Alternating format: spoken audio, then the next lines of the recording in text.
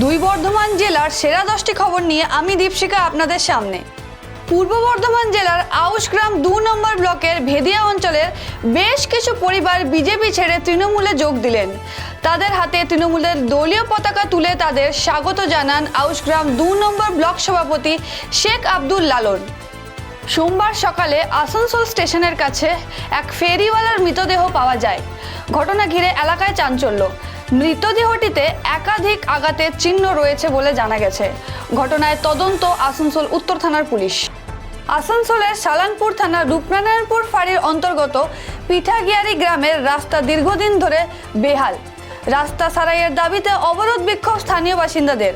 স্থানীয়দের অভিযোগ, পাইপলাইনের জন্য রাস্তার চারপাশ খনন কার্য চালিয়েছে PHE দপ্তরের কর্মীরা, যার ফলে অসুবিধায় পড়তে হচ্ছে নিত্যযাত্রীদের। পানাগড় বাজারের চৌমাথা মোড়ে কংগ্রেসের দলীয় পতাকা সহ লোহার পতাকার স্ট্যান্ড চুরির ঘটনায় চাঞ্চল্য ছড়ালো। কাকসা থানায় লিখিত অভিযোগ জানান কংগ্রেস কর্মীরা। তাদের অভিযোগ, সামনেই লোকসভা নির্বাচন, তার আগে এলাকায় অশান্তি সৃষ্টি করতে উদ্দেশ্য প্রণোদিতভাবে এই কাজ করেছে অন্য কোনো রাজনৈতিক দল। জামুরিয়ার 19 নম্বর জাতীয় সড়কের DBC মোড়ের কাছে নিয়ন্ত্রণ হারিয়ে রাস্তার পাশে গর্তে পড়ল গাড়ি। দুর্ঘটনার জেরে গুরুতর আহত হয় গাড়ির চালক। দুর্ঘটনা ঘিরে ব্যাপক উত্তেজনা DBC মোড়ে।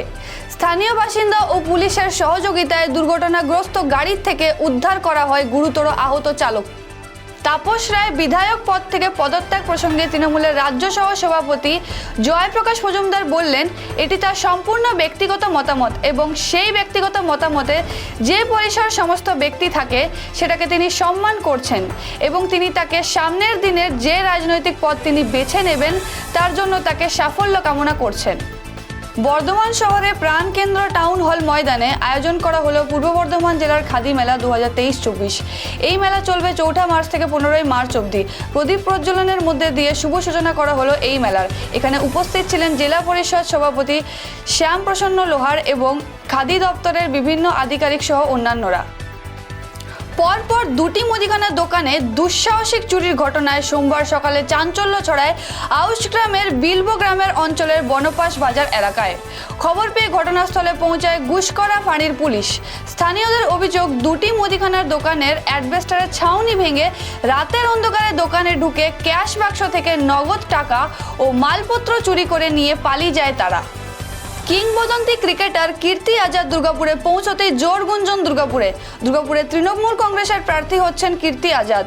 জেলা সভাপতি নরেন্দ্রনাথ চক্রবর্তীর সঙ্গে নিয়ে আসানসোলে ঘাগরবুড়িতে গিয়ে পুজো দেন তিনি। রোগী মৃত্যুকে কেন্দ্র করে উত্তেজনা ছড়ালো আসানসোলের একটি বেসরকারি হাসপাতালে। উত্তেজিত রোগীদের পরিবার হাসপাতালে ভাঙচুর চালায় বলে অভিযোগ। এমনকি হাসপাতালে রাখা বেশ কিছু গাড়িতেও ভাঙচুর চালায় বলে তারা অভিযোগ। ঘটনাস্থলে পৌঁছায় বিশাল পুলিশ বাহিনী। দুই বর্ধমান জেলার সেরা 10টি খবর এখনকার মতন এ পর্যন্তই। পরবর্তী খবরের জন্য চোখ রাখুন খবর বাংলার স্ক্রিনে। খবর বাংলা, খবরের খবরদারি।